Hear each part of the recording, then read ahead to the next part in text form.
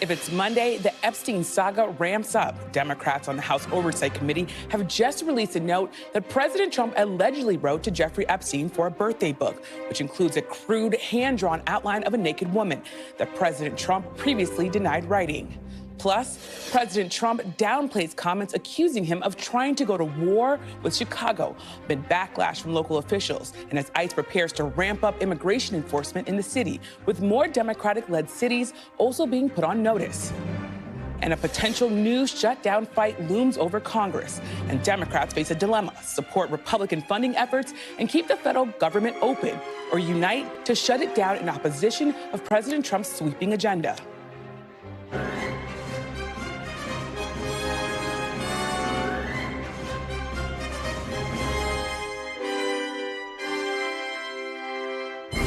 Welcome to Meet the Press Now. I'm Yami Sendor in Washington, and we've got a packed show starting with breaking news. The House Oversight Committee says it has received a new batch of files tied to the case of deceased sex offender Jeffrey Epstein. This time from Epstein's estate, including a so-called birthday book that contains a message allegedly from Donald Trump to Jeffrey Epstein. This is the photo of that birthday message released by House Oversight Committee Democrats. The letter features a seemingly imagined conversation between Trump and Epstein inside the drawing of a naked woman. The letter concludes, "Happy birthday, and may every day be a wonderful secret." The president's deputy chief of staff just posted on social media saying that's not President Trump's signature. When the Wall Street Journal first reported the existence of the letter earlier this year, the White House called the story, quote, fake news, and the president publicly pushed back. Take a look. Do you maintain you did not write a letter for Jeffrey Epstein's birthday? I don't even know what they're talking about. Now, somebody could have written a letter and used my name, but that's happened a lot. I don't do drawings. I'm not a drawing person. I don't do drawings. Sometimes people say, would you draw a building? And I'll draw 4 lines and a little roof, you know, for a charity stuff.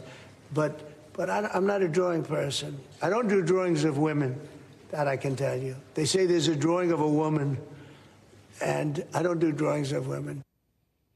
President Trump also filed a $10 billion defamation lawsuit against the newspaper and Rupert Murdoch, accusing the Journal of knowingly publishing false information to smear him.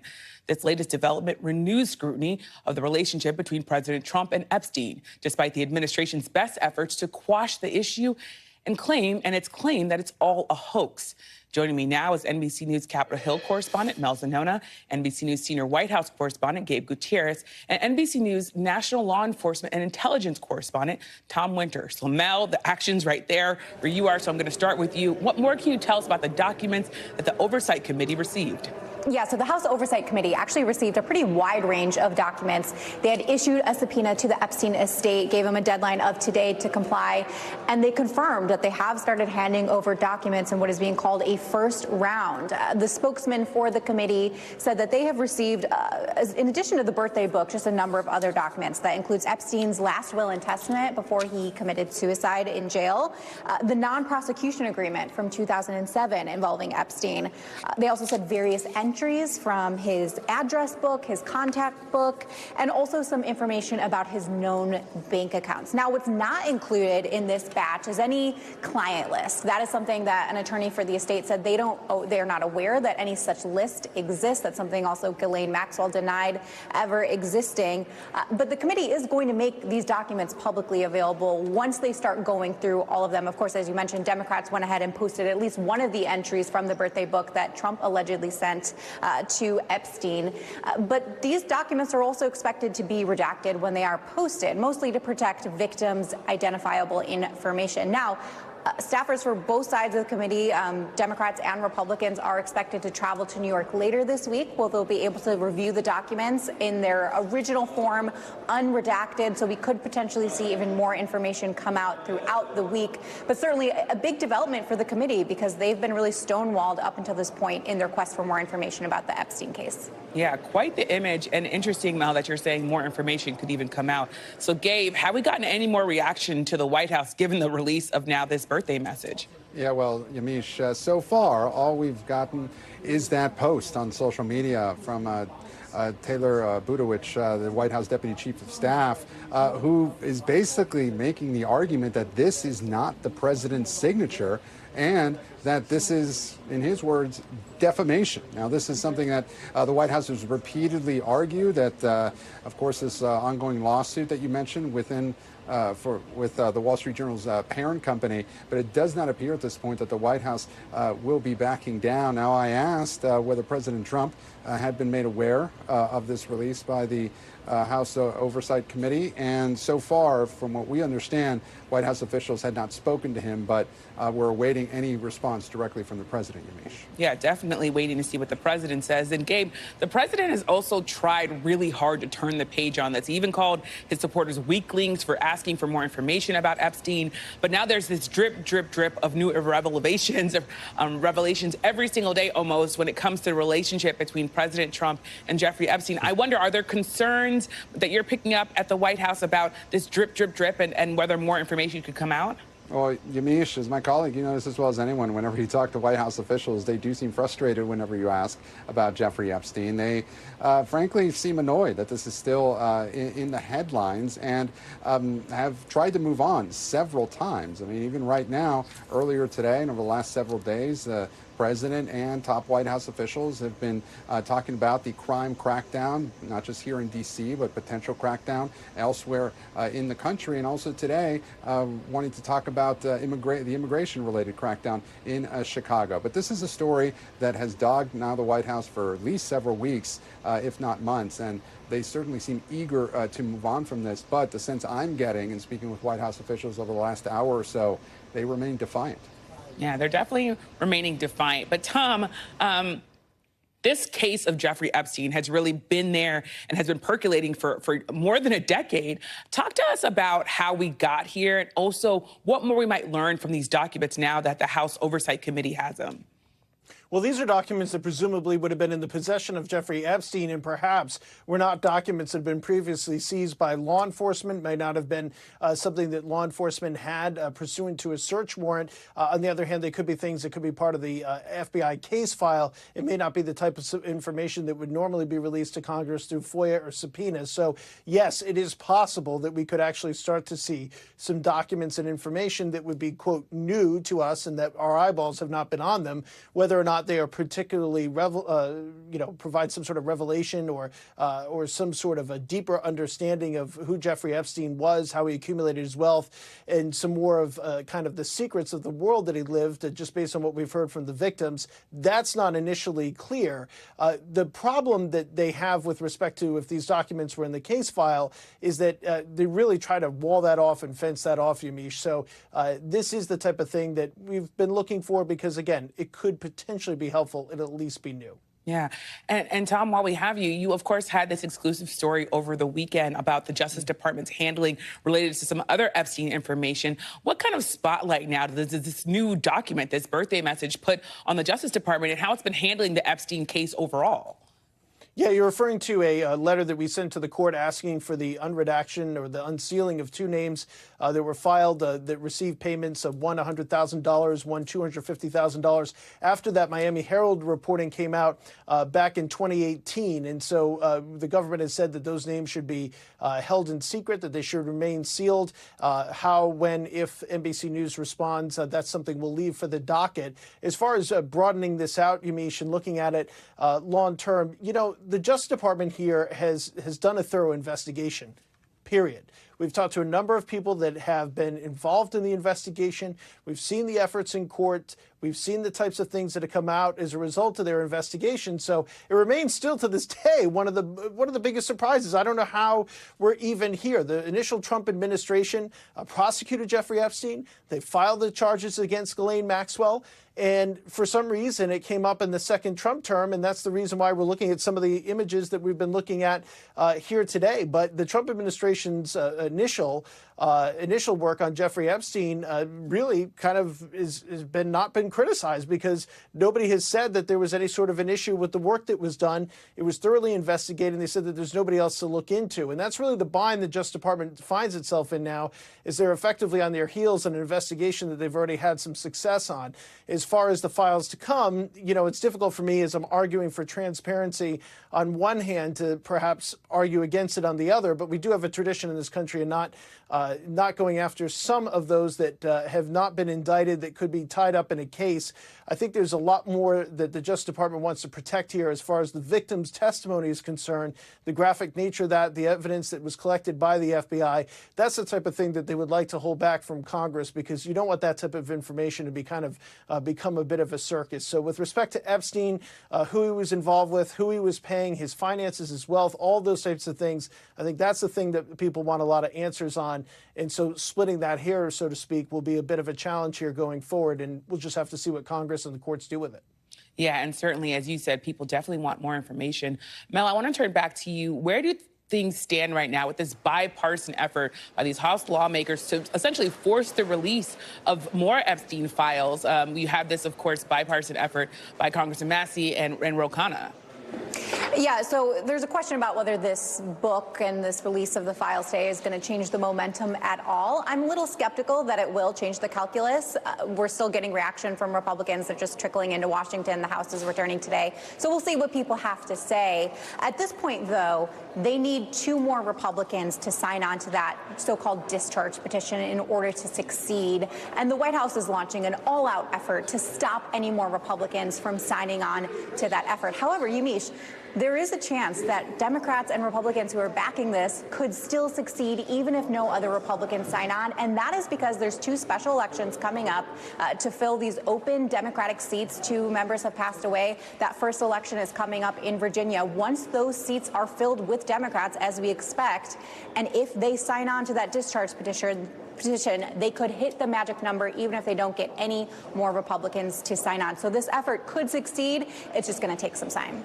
Yeah, well, we're definitely going to be watching that effort closely because the White House wants it done, but it's bipartisan, which you can't really say that often when it comes to Capitol Hill. So thank you so much, Mel, Gabe, and Tom. Thank you all for your reporting. We're going to stay on top of course, this breaking news throughout the hour. But first, mind gap. New polling shows President Trump is underwater on key economic issues like the cost of living and trade. And that America's youngest voters are some of the most divided about the president's agenda. Steve Kornacki breaks it all down at the big board. Plus, here we go again. The clock is ticking for Congress to fund the government. We're digging into why more Democrats seem to be embracing the strategy to force a shutdown. You're watching Meet the Press now.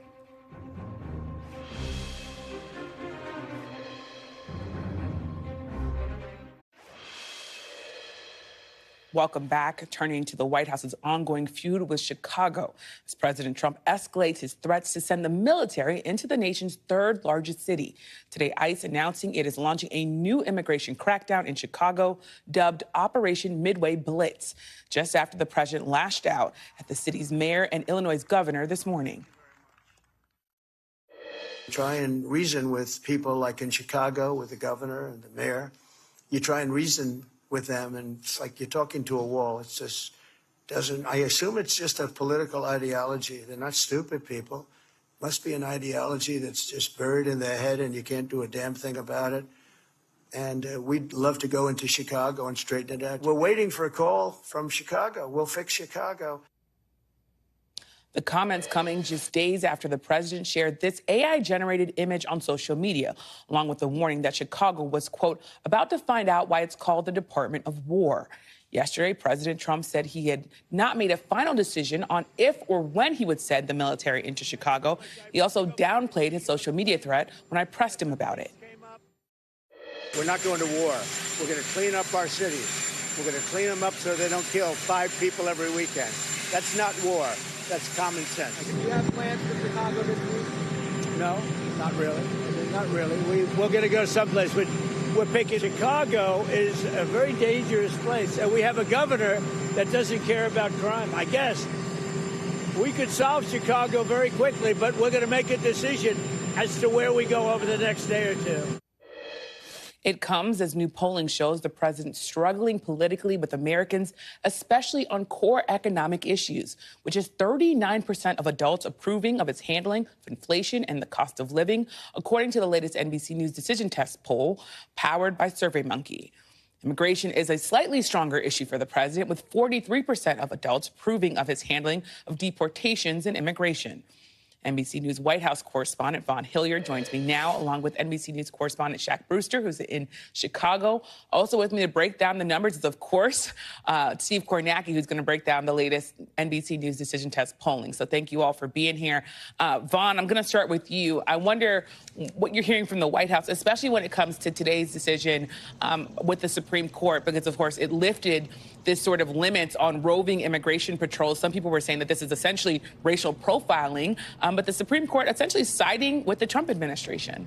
Right, and we have seen, Yamiche, here, this Trump administration try to push the bounds of what type of enforcement they are able to execute in these major cities. In Los Angeles, it was really largely not just a test case, but a legal one in which now here, ultimately, after 6 months of litigation, this decision came down to the Supreme Court. And in a 6-3 decision with the conservatives and the majority, Justice Kavanaugh writing for those 6 justices that effectively that they are able to use as factors for reasonable suspicion the idea that race can very well be used, or the location of where they allege undocumented individuals to frequently look for jobs, for example, a Home Depot parking lot. And in the immediate aftermath of the Supreme Court here emergency decision, the Department of Homeland Security in a social media post saying that they will flood the zone in Los Angeles, effectively acknowledging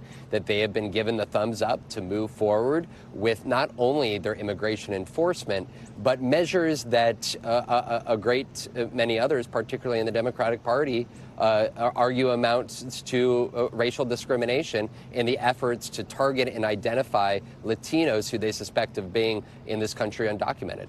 Yeah, and it's certainly a case that we're going to keep watching as the Supreme Court made this ruling, but the actual case is going to continue to go through the courts. But I also want to ask you about President Trump and his decision on where to send federal forces next.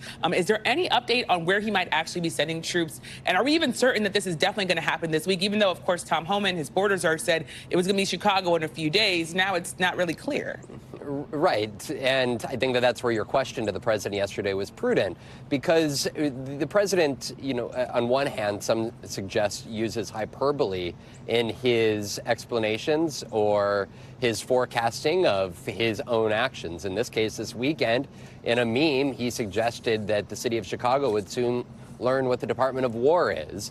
But then, in response to your questioning, and Tom Homan as well, suggesting that, well, it's going to be taking on the cartels and taking on crime in these cities. But already here just this afternoon, the Department of Homeland Security announcing what they're calling Operation Patriot 2.0 in the city of Boston. This comes days after the Department of Justice filed the lawsuit against the city of Boston for what they say was interference with federal immigration law enforcement by being a so-called sanctuary city. The president has suggested New Orleans, and potentially Portland could also be the targets for this administration when it comes to immigration and crime as well.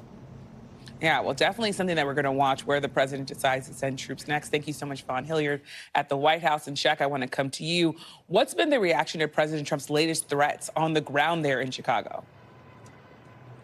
Well, you've seen very strong reaction, Yamiche, not just, by the way, to the threats, but also some of the action that folks are starting to see here on the ground. There's, of course, that announcement from DHS announcing this Operation Midway Blitz, but they also, in the past hour or so, sent out pictures of some of the individuals who they arrested over the course of the weekend, this being ICE, saying that they were arresting undocumented immigrants who had criminal records. On social media, ICE posting out a picture of one of their new vehicles in this, and you see the Chicago skyline in the backdrop. All of this is being met with real opposition on the ground. We saw it this weekend where thousands went downtown to protest. We saw it today with multiple different demonstrations. I was at one that was put together by some religious leaders across the city pushing back on this intense the increase in immigration enforcement. I want you to listen to what one organizer told me. What's your message to the president?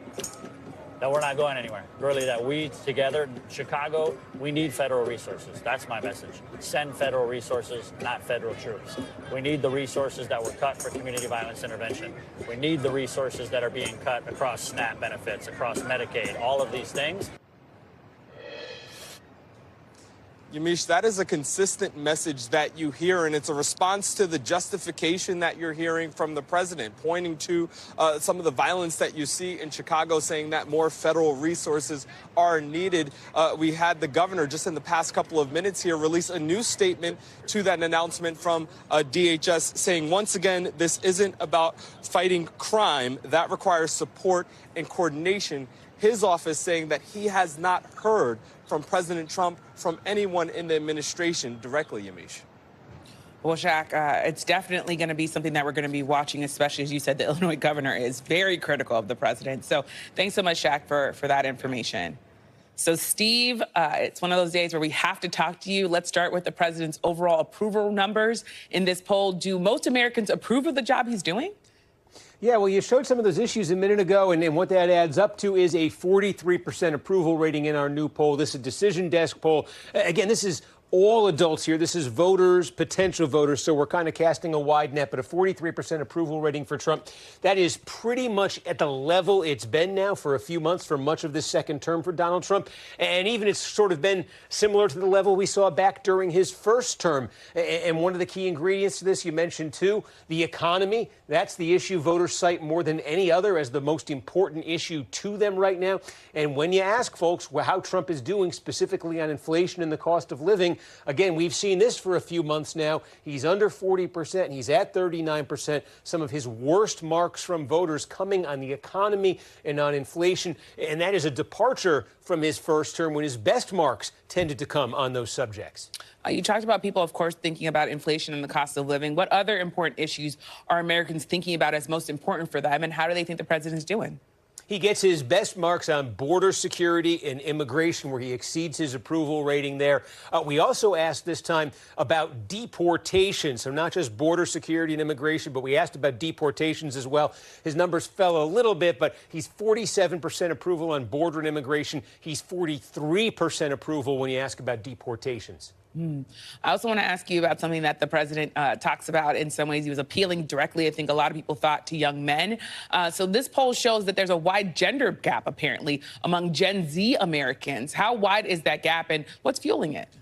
Well, it's a major divide that has to do with politics, but I think takes in a lot more. That's the surprising finding in this poll for us. So let me take you through it. Gen Z, we're talking about adults under 30 years old, sort of the new rising generation here. And take a look here, just when it comes to attitudes towards Donald Trump. Again, we told you, with all voters nationally, with all Americans nationally, I should say, he's at 43% job approval. With men under 30, 47%, so a little bit better. But with women under 30, look at this, way, way under his national level, just 26% approval for Trump right there. So that's one of the things we find. Not only is there a huge difference in Gen Z between men and women when it comes to their attitudes towards Trump and politics, this group right here, Gen Z women, is the most anti-Trump group you're going to find any generation gender combination. Most anti-Trump, most politically progressive, and these big differences between men and women, we saw them. Look, again, this is the rising generation, the emerging generation. We thought we'd get a portrait. We asked about some basic questions about what they think about life, about the future, about priorities. And take a look at the difference we found here when you do gender and politics. Again, this is just Gen Z here. Look at this. We gave them a whole bunch of choices here about what do you think defines success in life to you? Asking a basic question. Gen Z men under 30 who voted for Donald Trump, their number one answer was having children. That makes, in their view, more than anything else for a successful life. Gen Z women under 30 who voted for Harris, that same option, having children, dead last. Look at that. First in one group, last in the other. Being married right at the bottom there, too, for Gen Z women who voted for Harris. Being married near the top for men. And how about this for a difference, too? Having emotional stability, one of the most important factors in a successful life, cited by Gen Z women who voted for Harris. Dead last when you're talking about Gen Z men who voted for Trump. These are basic core priorities, concepts about what makes life a successful one. And they couldn't be more at odds in some of these cases between these two groups. I think that was the most surprising finding in this poll, Yamiche.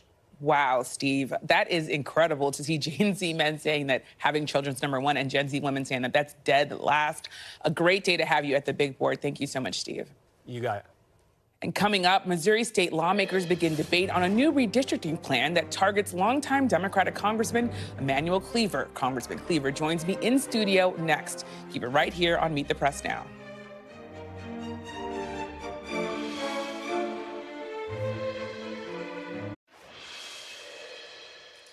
Welcome back. Joining me now on set is Congressman Emanuel Cleaver, Democrat from Missouri. Thank you so much, Congressman, for being here. So I got to start with, of course, what's going on Congress. There's this now shutdown fight that seems to be looming.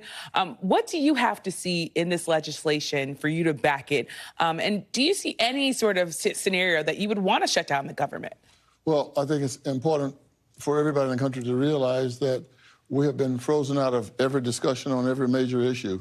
The Republicans have been meeting amongst themselves, and our leadership with Hakeem Jeffries, they've not had any role in anything. So if we're going to talk about trying to get something done for the nation, which I think all of us would like to do, we're going to have to be at the table. And the Republicans are going to have to let us participate at a level where there are things that we can get for our constituents. And if that doesn't happen, unfortunately, I think the Republicans will shut it down. Last year, you said that a government shutdown would do unnecessary harm to the economy and hurt workers across the country. Are you willing to withhold support? It sounds like you're saying you are, even if that means shutting down the government. I know you're saying Republicans would do it, but that would also be a decision by Democrats. Yes, but the Republicans can stop it. All they have to do is invite Hakeem Jeffries and our leadership to the table. And I think if they're about doing that, and actually genuinely negotiating, there's no way we're not going to be supportive. But if we're left out of if a bill appears, as they have been doing since January, without our fingerprints on it as well, no deal. So is all you want a seat at the table, or do you want specific things? Well, yeah, but yes, there are some specific things we're going to ask for. What are they? Well, I'll leave that to the speaker to make the minority leader to make public. Okay. Well, I know you're calling him the speaker, but maybe he'll be the speaker one day. I want to read to you something from the New York Times, an opinion columnist, Ezra Klein. He wrote this over the weekend. I am quite certain that this moment deserves real opposition, that Democrats, morally speaking, should not fund a government that Donald Trump is turning into a tool of personal enrichment and power. But I am not certain the Democrats can win a shutdown. I am not certain that they have the leaders they need. Are Democrats doing a good enough job right now explaining to people why it might be there might be a situation and a need to stop funding the government and get in the way of that process? Well, we do plan to use every tool available to stand up for the American people in the funding of the government. Some of the things that the big, ugly bill didn't address, or if they addressed it to a point where they hurt people, some of those things are going to have to be reversed. And look, I mean, henceforth, fire with fire. And that's there's no way around it. The Republicans are going to continue to try to attempt to take congressional seats. They're not going to let us participate in the funding of the government. So there's going to be fire to fire. You're saying fire to fire, but let's remember, of course, back in March that Senate Minority Leader Chuck Schumer, that he got a lot of pushback from Democrats because essentially he allowed this bill to go forward without having Democrat support. How confident are you that Democrats in the Senate and in the House are going to be on the same page that you just laid out? Trust me, they will be. Understand that Senator Schumer, I got this from his own mouth, Senator Schumer made the decision he made because he could not imagine what President Trump would do if all of us were out of the picture, if everybody was gone and the government shut down. And I think he had some cause to be nervous about that.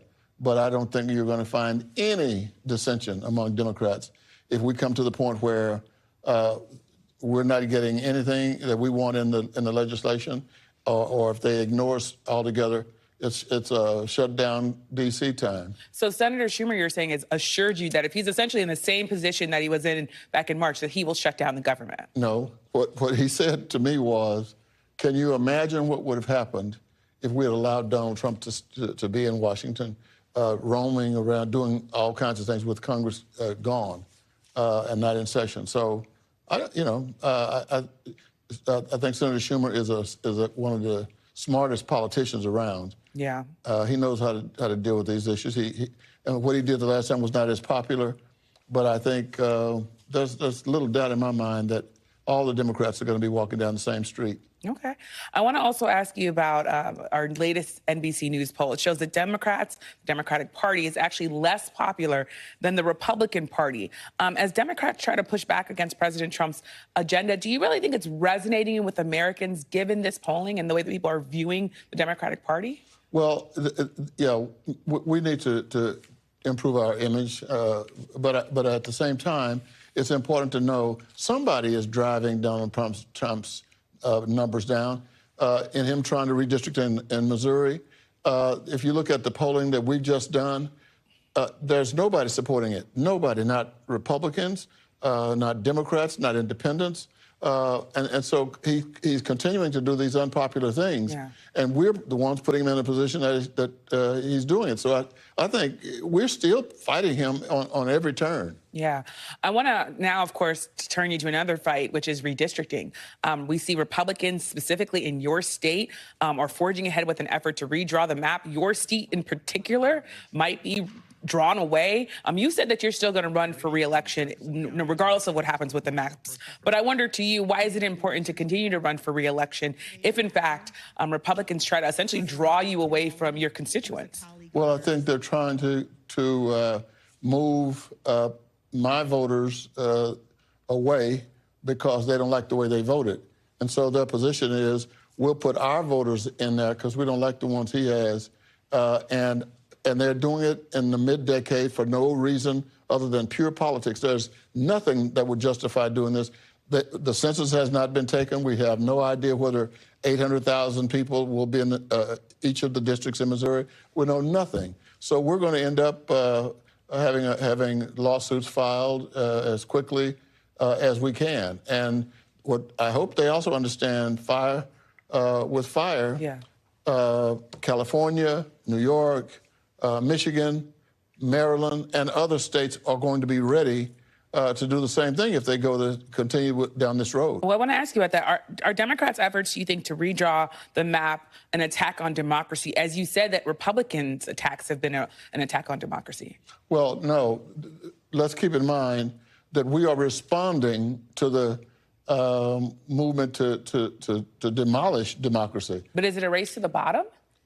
Well, if you end up fighting fire with fire, ultimately you'll only have ashes. However, I'm hoping we don't get to that place, and eventually we're going to need, I hope, new leaders who are not trying to destroy the democracy and this nation. Yeah, well, I'm hoping, of course, as we all are, that it doesn't just all turn to ash. So thank you so much, Congressman Emanuel Cleaver of Missouri. Good to be with you. Thank you. And we'll be back with much more news ahead on Meet the Press Now.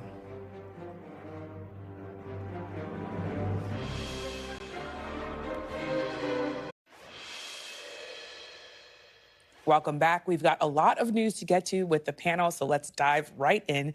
Joining me is National Review reporter Audrey Fahlberg, Democratic strategist and host of the Rocha Revolution, Chuck Rocha, and NBC News political analyst and former Florida Congressman Carlos Curbelo. Thank you all for being here. So, Audrey, we're going to start with the news that was breaking at the top of this. The White House alleged that this letter to Jeffrey Epstein that the president allegedly wrote and drew, that it didn't even exist.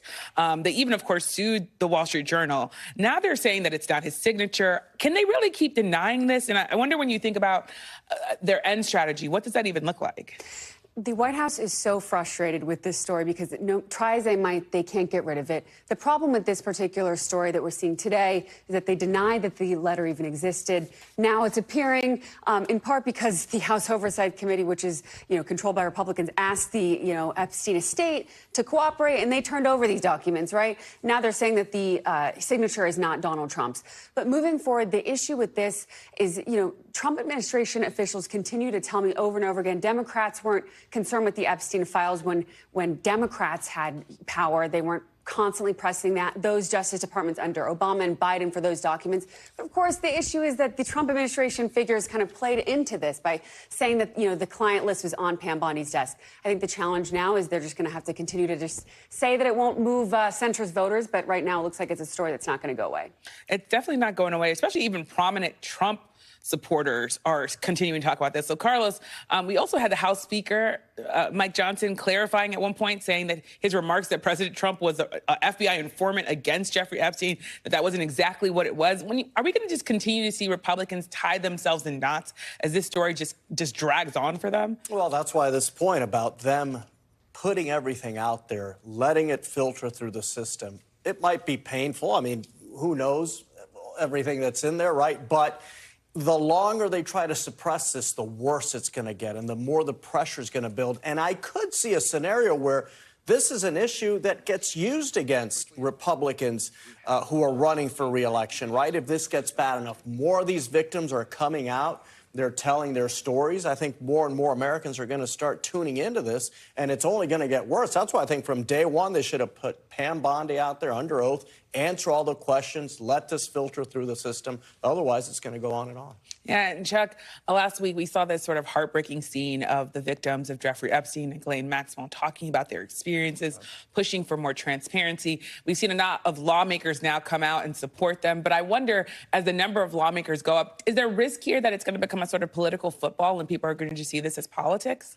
Well, I think that we're heading into a midterm election, and you've covered a lot of them. We've talked about it before. A midterm election is about motivation because it's not the regular electorate like you have in a presidential. So the way that this hurts in the midterms is Republicans and Democrats, for that matter, are looking for things to motivate folks who normally don't vote because the most active people are the only ones who vote. That's why this is the Republicans' dog catching the car, because they've fed their base this story, and now the story don't really pan out. And so when they're looking to motivate their base right now is dejected because they're seeing this, and they're like, not my guy, not my party, and I think that's the problem. Is there risk here for Democrats? You think of today, the House Oversight Committee, the Democrats put out this drawing, this crude handwritten drawing that allegedly the president put together, but they had a siren on it, an emoji. It seemed a little bit sort of edgy. Look, leave it to the Democrats to always be able to take it from the Democrat a little bit too far. As the political consultant here, just use the thing and talk about it, discredit him, and then move on to a policy issue that you want to link to it. Yeah, the more Democrats try to own this issue, the better for Trump. What Democrats should be out there saying is we want all the facts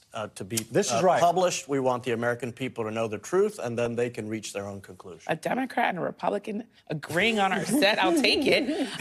Andre, switching topics here. There's now this G20 summit that apparently is heading to my home state of Florida, but it's going to be at Doral, which is, of course, a country club and a golf club that the president's family business owns. He backed off of similar plans back for when it was first in office, his first administration, to hold another sort of meeting of leaders there. This time around, he's kind of leaning into this. I wonder what you make of this and whether or not he's going to get any pushback. I don't think he'll get too much pushback for this, but to me, it's not particularly surprising. I mean, in the past decade, since Trump has controlled the Republican Party, it seems like every single messaging retreat they've had has been in Florida. I feel like I've covered probably 5 or 6 of these. So I wouldn't be surprised if this does end up panning out. Yeah. And Chuck, President Trump, as I said, tried to host the G7 at the Doral Club. He backed away from it, saying there was too much heat from Democrats. But there are also Republicans who back then were saying that was wrong. Now it sounds like they're now already switching their messaging here. But do Democrats need to pick this up, or is this just something that when you think of all the other things that are going on, maybe they just need to choose their battles, Democrats? This, as a political consultant and a strategist, you use this to link pieces together. Donald Trump got elected because people truly feel that the system is rigged against them. He tapped into that insecurity, that frustration that regular folks have. But what Democrats could do now, saying now he's re-rigging the system for himself, and he is not only doing that, but he's benefiting from it. They could link this to the cryptocurrency that he has and then the other things he has to show a whole cabal of corruption. I think it's a distraction, Yamiche. I mean, we've kind of figured out that Trump is pretty immune to these conflict of interest challenges and criticisms. And I'll admit I'm biased. I'm in Miami, and I'm happy that the G20 is going to Miami. So that's just wonderful news for our town. Miami isn't Doral, but I'll let you have it. Well, it's all the same. It's a 305, right, as Pitbull says. But anyway, I do think that when it comes to criticisms against Trump and his policies, I mean, you got to go big picture. I think when Democrats start nitpicking, and even some Republicans, they never succeed. Audrey, President Trump has long positioned himself as an outsider and wants to shake things up. But our new poll shows that most Americans actually prefer a politician who's an insider, who has experience. What do you make of that, given the fact that President Trump has essentially benefited from both here? If you look at the numbers, an insider with experience, 58% of Americans saying they want that. An outsider who shakes things up, only 42%. I do think it's a little unsurprising that the polls are starting to turn him against him a bit. That said, I do think he does lead the charge for this populist message. It's going to be really tricky, I think, for Democrats to tap into that. Maybe there's some progressives like Bernie Sanders who can try to tap into that message. But I think moving forward, his challenge is to keep his numbers high on the economic front. With tariffs, there are some Supreme Court decisions that could, and other court decisions that could be really impactful on the economic front. And to me, heading into the midterms, the economic issue is the biggest one for him. This is just a reaction to Donald Trump. The hottest ticket for Democrats right now, and you can see it all over, is Joe Lunchpail running for Congress. There's one working class candidate who's never been a part of politics, all running because we see it as flavor of the week, like we used to see veterans or soccer moms or the self-funders. I think that's what you're seeing out there. This is a reaction to Trump. That's interesting, because I wonder, when you think about it, Carlos, is the president sort of being able to have the best of both worlds, or is this, as Chuck said, the polls sort of turning against him in some Look, ways? he's very talented. He's a unique figure. He can be a billionaire and an incumbent president and an outsider all at the same time. It is remarkable. But at the end of the day, and we saw this under the Biden administration, there were a lot of things going well for the country, but those economic frustrations persisted. People didn't feel like they were getting ahead. That's what's going to determine what happens in the 26 midterms, how those voters feel about Trump's promises about revitalizing the economy. And Carlos, if I could stick with you, you talk about President Trump being talented. He's also starting and has been using this sort of machismo language, and Vice President J.D. Vance has also used that language. Do you think that that's appealing, that will help them overall? Look, it helps in some places. With the base, it's red meat. The base loves it. Where it can hurt them, and we saw this in 2018 to a degree, is in the suburbs, right? And you think about specifically female suburban voters. Those are the people who swept Republicans out of power in 2018. 41 House seats went to Democrats. Those are the people that Republicans and the administration should be talking to and focusing on. I don't think the machismo does very well among that crowd. Yeah, well, I have to leave it there, but thank you so much. Of course, to Audrey, to Chuck, to Carlos, thank you. And after the break, we'll just be right back.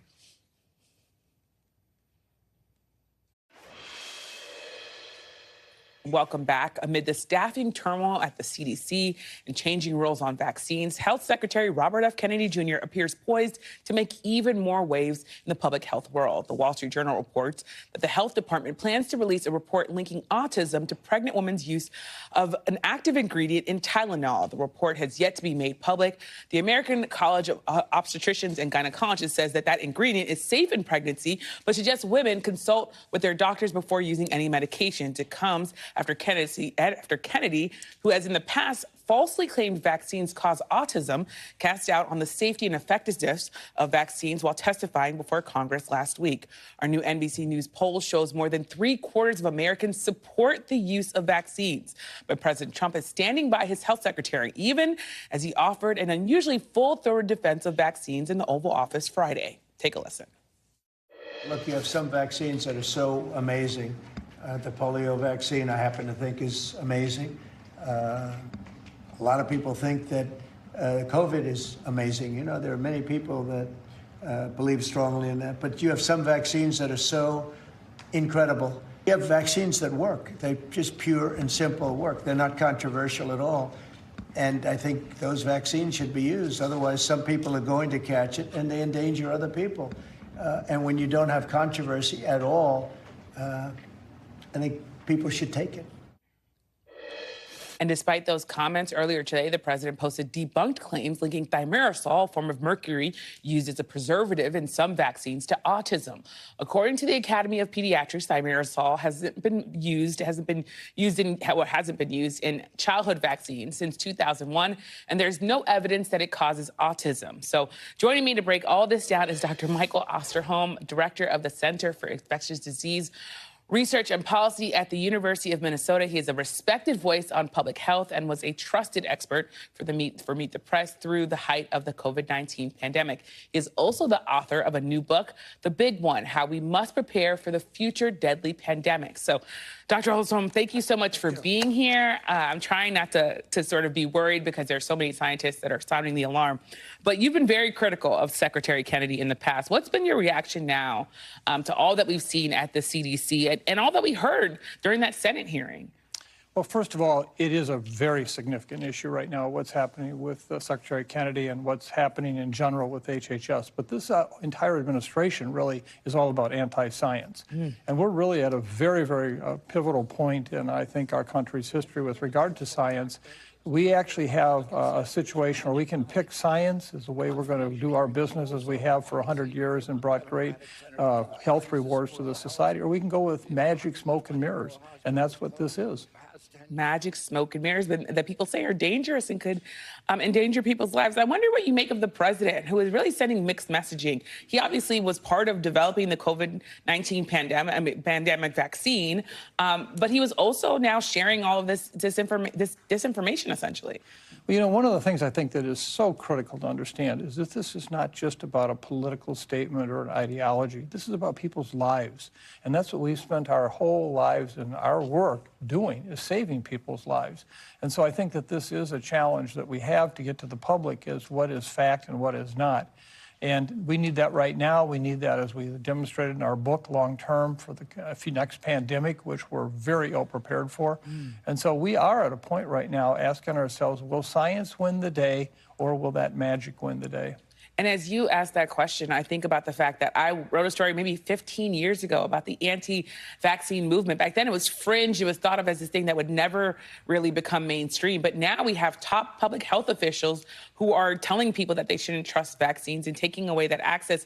Do we get to this moment where you have top officials spreading disinformation if there wasn't this sort of politicization of COVID-19 vaccines? Surely, ever since the beginning of time, we've had those who have claimed to be experts who have espoused views that just do not meet the science of the day.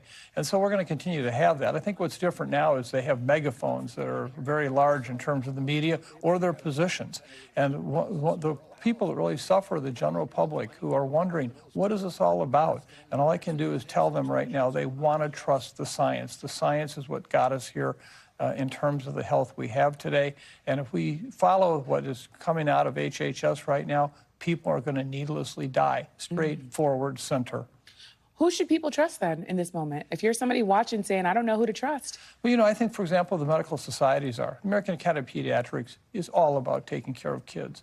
You know, the Infectious Disease Society of America is all about taking care of adults and immunosuppressed patients.